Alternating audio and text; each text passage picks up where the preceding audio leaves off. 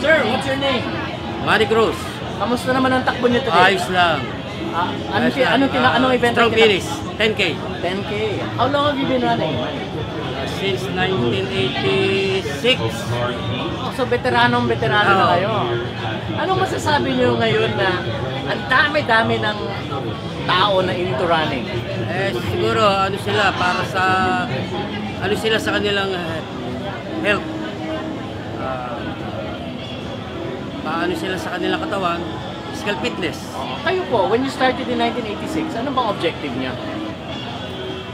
Siguro para bumaba pa ng konti yung buhay na. 86 strong.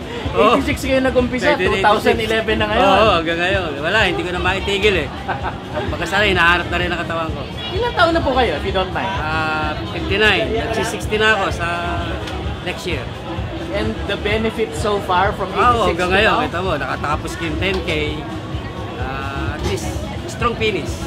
Okay. Ganun lang naman eh. Kailangan kasi kung ano yung pacing mo, yun lang gawin mo. Ano pa objectives nyo para sa sarili nyo? Para siguro lumakas ka, maging ano ka pa, maging active pa yung buhay mo. Di ba? Mahirap yung ugot-ugot ka na eh. Kayo talagang going strong na going strong pa kayo.